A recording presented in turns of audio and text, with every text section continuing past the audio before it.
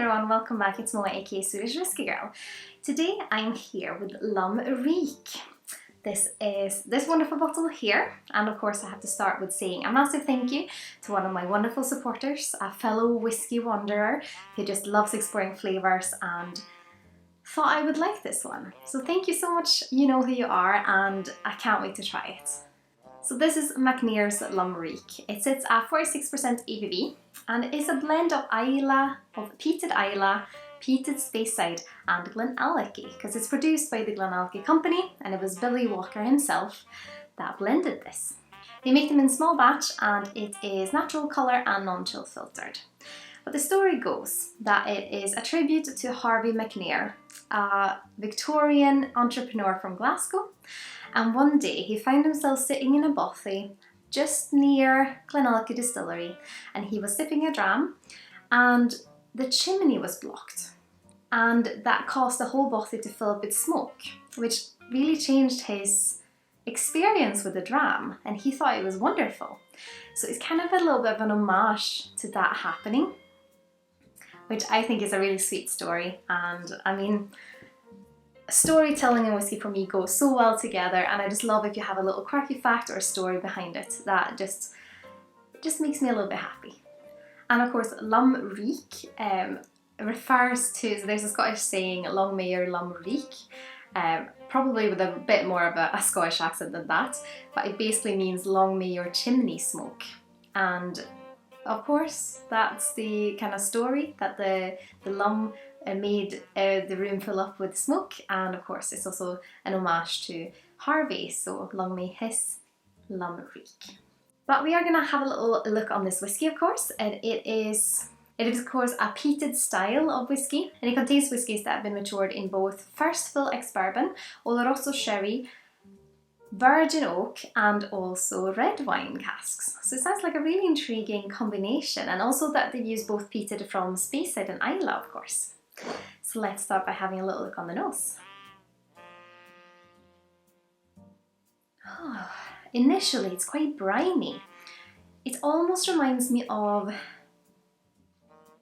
like a peated Campbelltown, because it has this kind of oily, briny note that is quite intriguing and dark. I mean, the smoke is the first thing you get, or at least the first thing I get, and it's quite a wet smoke, if that makes sense. Quite a sea, salty, briny smoke.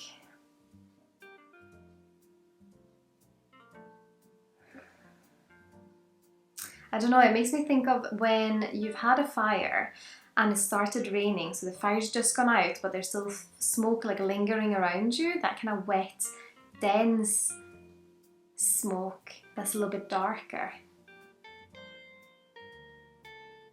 Initially, I think this one with like a blue cheese or with a seafood platter, it just has that quality to it that makes me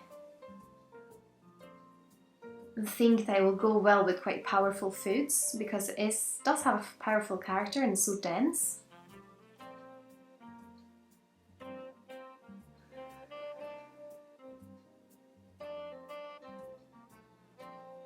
Quite woody, has like an oakiness underneath. And there is a fruitiness surrounding the smoke. It's almost like the fruit and the smoke are hanging on to each other, so they're kind of dragging each other down, which makes it feel very dense.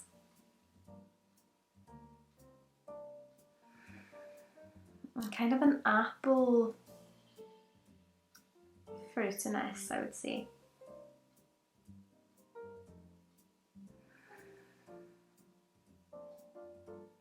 A little bit herby as well. But let's have a little taste. Sláinte Skål.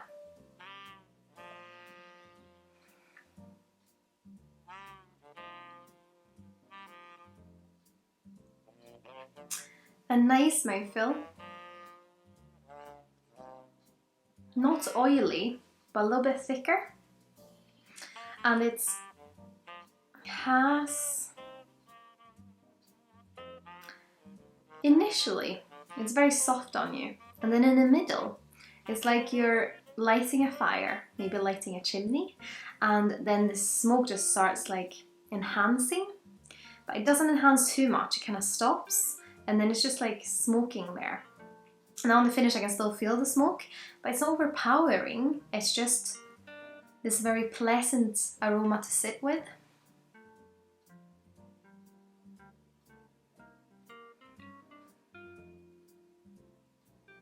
Yeah, because the first impression, before you actually swallow it, is this fresh fruitiness, which of course might be that Glenallachie contribution, because Glenallachie is quite known for having a fruity spirit, and it's just fresh and fruity, still dense, fresh and fruity, not like it just washes over you and disappears, especially not that as soon as it kind of passes the front bits of your mouth, the smoke kicks in, like someone just started a fire. And then this lovely, it's still quite briny, quite thick, wet smoke, but it balances really well with the fruitiness, because I don't think any dominates over the other, but they're quite equal and just kind of balance each other out. Definitely a sweetness to it though.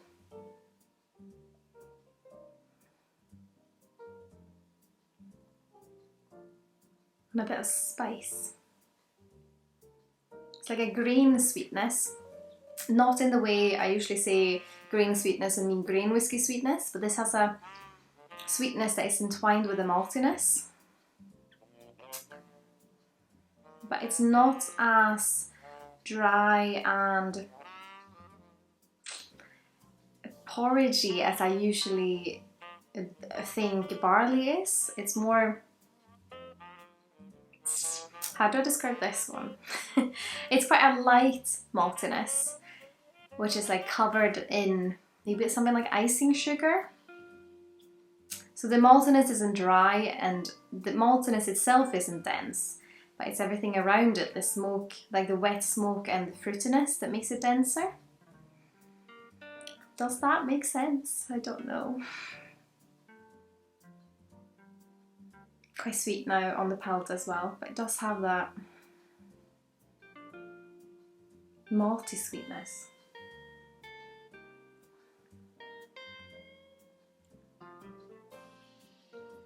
It's a lovely experience because it has so many different things to it. And also a spiciness that belongs to the oakiness, but this experience is quite a sweet spice because it kind of belongs to that sweet malty notes. You're right, I did enjoy this, but it's a curious one. I would of course love to hear what you think. And of course this Lum Reek also has a few others in the same range, this non-age statements, but there's also a 12, is it a 15 and an 18 maybe? So there's a few different options, and I'd love to hear if you've tried any of the other ones and how you would compare them to this one. So please put your thoughts in the comment section here below. And of course, if you like what I'm doing here on YouTube and my other social channels, I'd be absolutely thrilled if you consider using my affiliate links with either the Whisky Exchange, Master of Malt, or the Scotch Malt Whisky Society the next time you're shopping with them. All the information is of course in the description here below, as well as links to my Patreon, my website, my Teespring shop, and my Instagram if you're curious about that. As always, a massive thank you to my wonderful supporters on Patreon. I'm so grateful you want to continue to support me on my whisky journey. But I hope you've all had an absolutely wonderful day. Sláinte Skål.